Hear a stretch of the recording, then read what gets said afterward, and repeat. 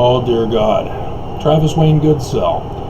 I have a video, and I have not been able to get it on because it's so long, to put on TWG and Travis Wayne Goodsell's channels to say I'm back, but conference, and I've got a major warning for all of you.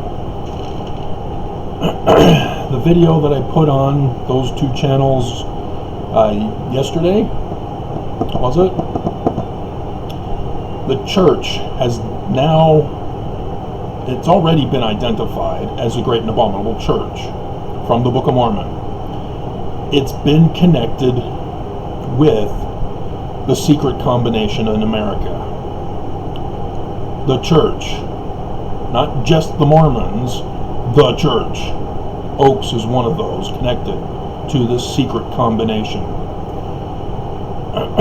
As such, everything they say is a lie and a deception. Do you understand this? They have the appearance of wearing the name tags, the Church of Jesus Christ, Latter-day Saints. If you don't know anything about Jesus, you don't know about Constantine, Emperor Constantine at the Nicene Council.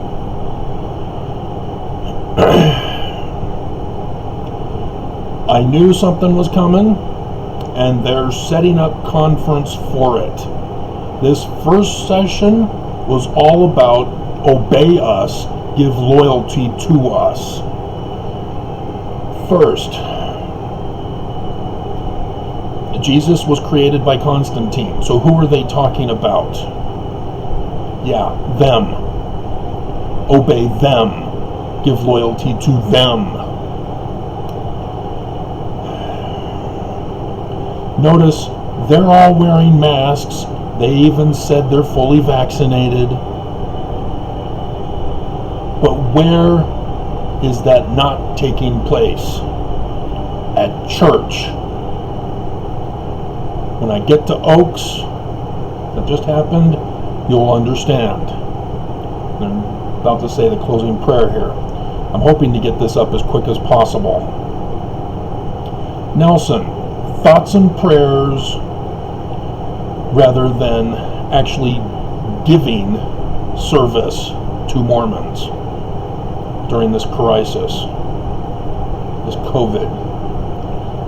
They have the money, they have the power, they have the influence, and they're giving thoughts and prayers.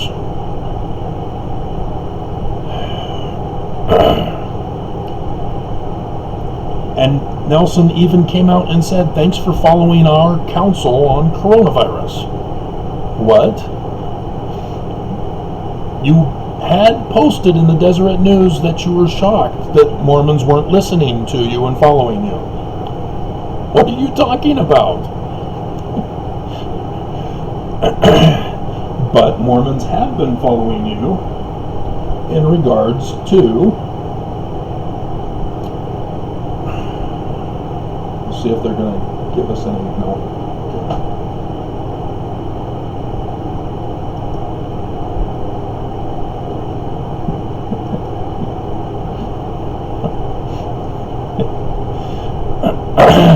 Magical powers for healing coronavirus. Church attendance was one of those.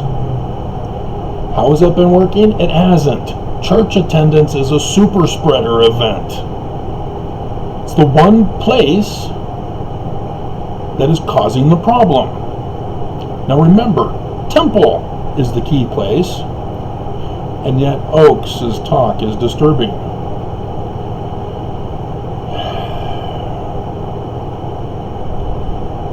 And the church has refused to give a mask mandate for church, and a mask mandate until I'm the one who reported on their video on YouTube. Lest we forget. We're going on 2 years now, and the church, not until I reported on them, finally said, oh yeah, I guess we should wear masks. But he's not telling Mormons to do what Moses did to the house of Israel and tell them to stay home. You will watch the reporting for this week for coronavirus. The news is going to say, oh, yeah, it's going down. Because there was no church this weekend. It's conference weekend. If Mormons are faithful in watching conference, staying home, the kids aren't going to have it going to school, and there will be a lot less infected. Magic. Less people going to work, infecting others. Magic.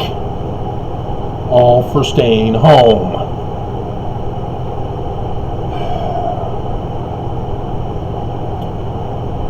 And so, Nelson confuses you.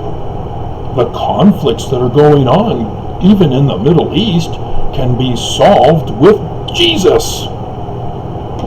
Who are you talking about? Constantine's Jesus? And so he said, Nelson said, pay attention.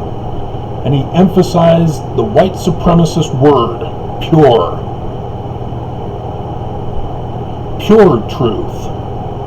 That's white supremacist truth by interpretation. Pure doctrine of Christ. Jesus is what he meant. White supremacist doctrine of Christ. Pure revelation. White supremacist revelation.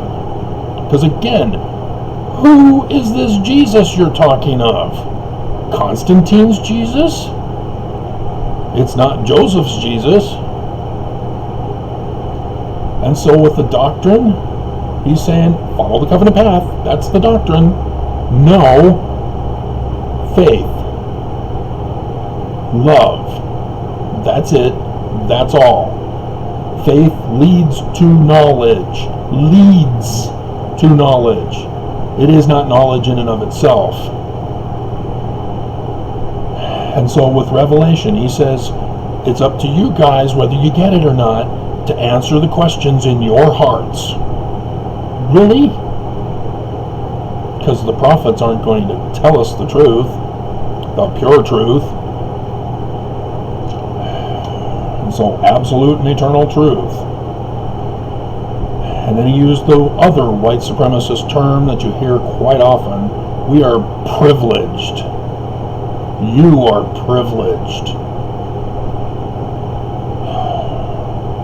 We are the chosen ones.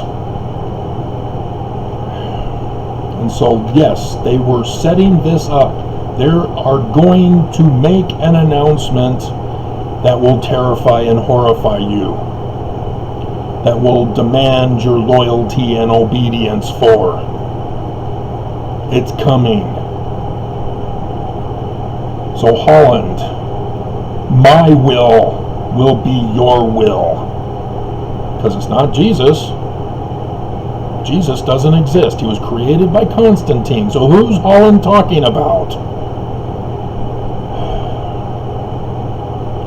And then loyalty to Jesus. Are you unaware that he quoted Isaiah, no money, no price, that it was referring to the temple, but money and price is required as Mormons. Tithing. It's not a donation. It's not a membership fee. And even if it was a membership fee, it would still be in violation of Isaiah, which says it's free, no cost. You have to pay to be Mormon. So what is Holland talking about free for? It's a protection racket. He wants you to have your agency taken from you and says, oh, you'll be happy. Submit to us. Obey us, give loyalty to us. That's taking away your agency. And you'll be happy. And he says, when all are Mormons, Everybody will be happy once we are Borg. Remember the Borg? Picard, the TV show Picard, has brought them up again. That's what Holland was talking about. I literally trembled listening to Holland. And if you do not understand, I am not being metaphorical, I am not being hyperbolic, it's literal. They are the literal great and abominable church. They are literally working with the secret combination. They are the enemy. They are working for Lucifer. This is who they're talking about. Something's coming at the end of this conference that Nelson's going to unleash, and that will scare those of you who are listening.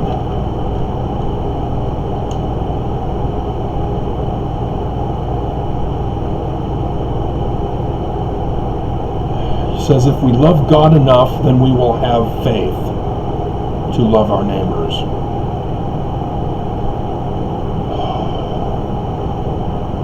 That says that there are levels of hate. No such thing. I did the video on Mormon anthropology for kindness. Church says kindness, be kinder. Well, it means you're having levels of meanness. And so you're not kind, you're mean. And so what level of meanness are you? Likewise with love. If you do not love, you have levels of hate. White supremacist hate. Pure hate. What level of hate do you have?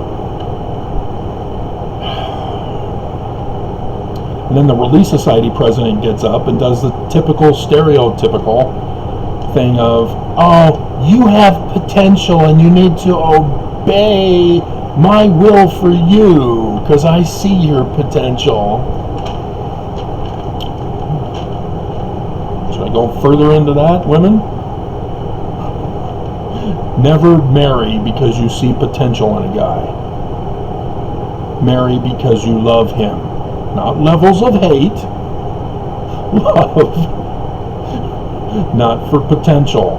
If you marry him to change him because you see his potential, that's a level of hate. Sorry. I know you mean best, but sorry, that's a level of hate. Stop it.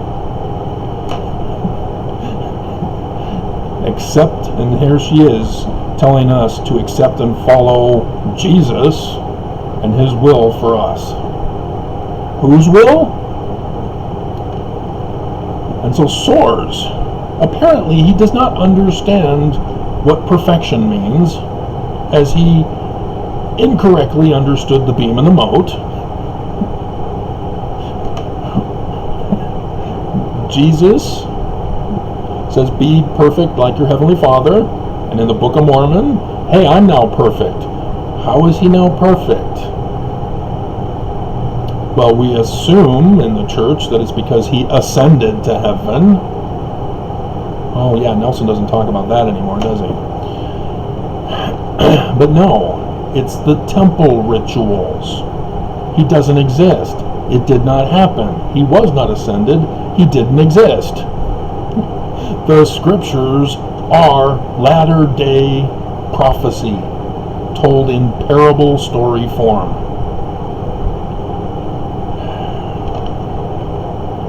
And so if you make the mistake of calling it history, it's just like War of the Worlds. When it was put on the radio for the first time, everybody believed it was really happening. That we were under invasion by an alien race and we were all doomed. His book became famous because of that. But it was not real. It was fiction. It was just a story he was telling on the radio. And yet, people believed it was real.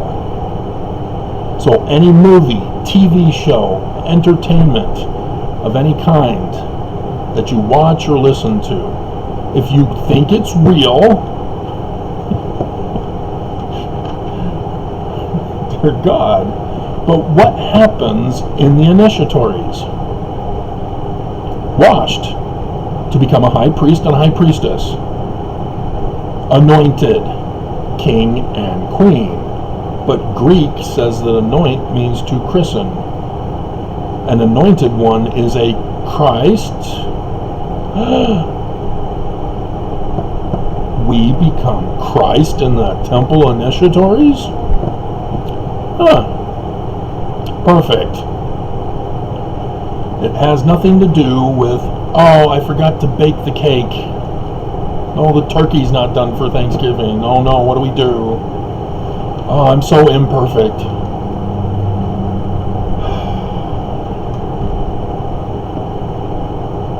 Then the halftime hymn.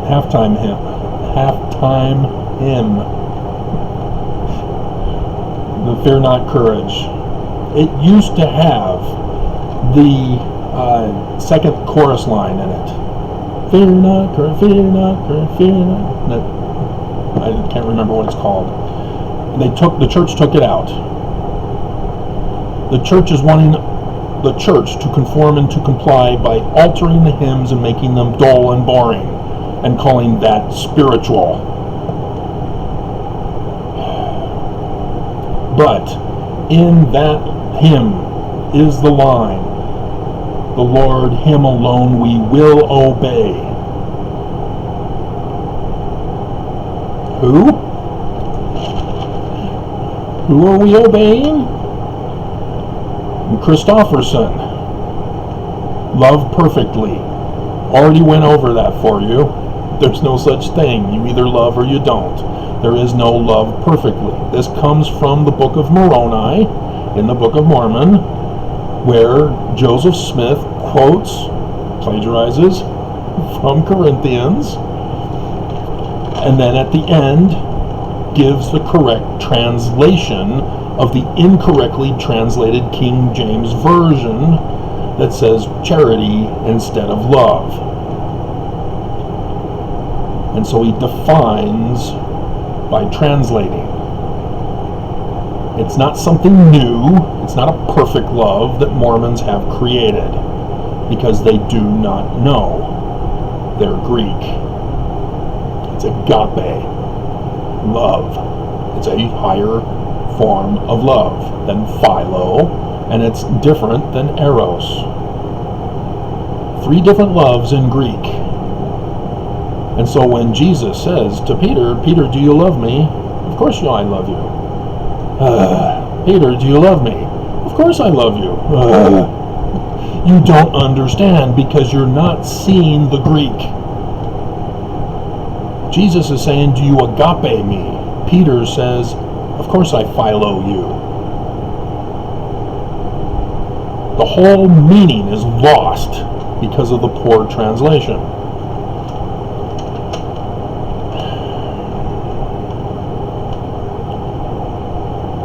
And Christofferson also says, the commandments of God are strict. What? Love is the only commandment. What are you talking about strict? We either have it or we don't. That's it. It's not strict. You know, what you're trying to claim is that we need to have commandments. You must obey us. And so then we get to Oaks. Good people but are not going to church. How many, Oaks? How many? 13 million? Or is it less now?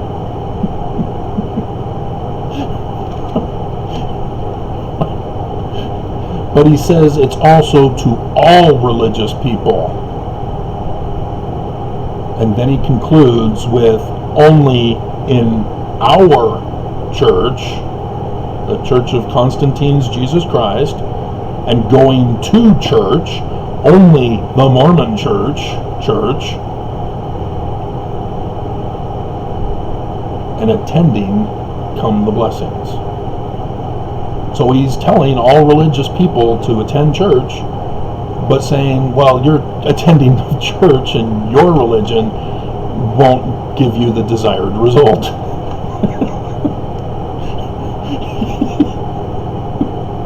Oh my God, this guy is pure evil. And so he says, if you don't go to church, I'm going to extort you with threats. You're going to lose spirituality. You're going to lose your eternal exaltation. You're going to lose blessings. Oh my God. Church attendance? Where the super spreader is? Holy crap, this is fascism to the elite of white supremacism. And he was saying, we go to church so that you can be of one mind. We are Borg. That's why the church has the exact same lessons plucked out of the scriptures to give at every single church around the world. You cannot think and research and study beyond that. And that's why he wants you to go to church, so that you become conformative and compliant and spread the virus. And then blame you when you get the virus and die or get hospitalized because you didn't have enough faith. And so it's up to us if we're bored or if we're offended from church. No, it's up to my bishop, who said, stop saying Joseph Smith is right, or why are you bothering to come to church? Yeah, Joseph Smith, the founder.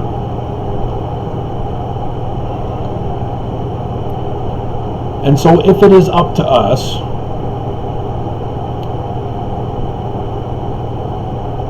so that we're not bored at church, so that we're not offended by Mormons who are mean. He's not going after the Mormons who are mean, notice. It's us that's to blame for the mean Mormons. Then why do we need church?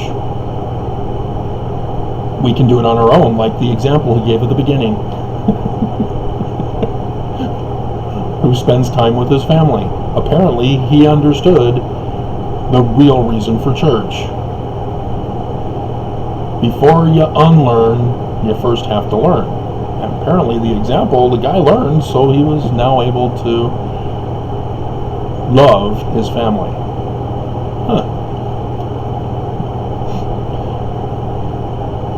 And then he talked about the restored Church of Jesus Christ. No, we're not supposed to be a restored Church of Jesus Christ of the Gospels Church. Have you not even read your Gospels? What organization was he doing? He never accomplished it. He died before accomplishing it. And so there's nothing to restore because he never established it. Oh no, but Peter, James, and John continued on as he gave them authority. But no, they don't exist. Josephus is not a primary source document. Peter is the word for seer. Jacob, the usurper, takes over for Jesus anyway. Acts 15. Something else is going on in the stories. But nonetheless, they keep calling Jesus the Son of David, the King of the Jews. Is that why he's called the Christ? King and a queen in the anointings?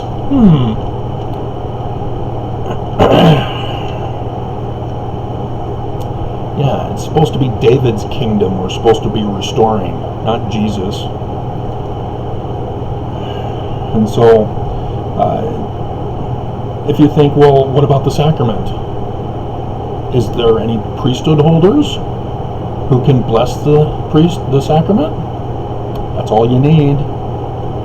When this virus started, I did the videos. Hey, if you have a priest, at a minimum, you can have the sacrament. You don't need to go to church and get sick. You can do it right from home. church stepped in and said, oh, no, you don't. You get guidance from your bishops. Don't need them. If you've got the priesthood, you're good to go. But they don't like that, because that takes away their authority to control your life, doesn't it?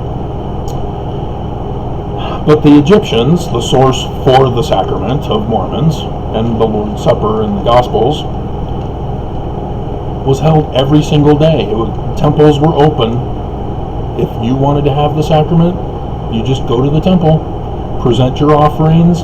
The priests would then present it before the Holy of Holies, and they had to have an idol god, of course, and it wasn't something that was supposed to be understood as the god having magical powers. No, they would perform hymns and blessings and then give a portion of the offerings back to the people who gave the offerings.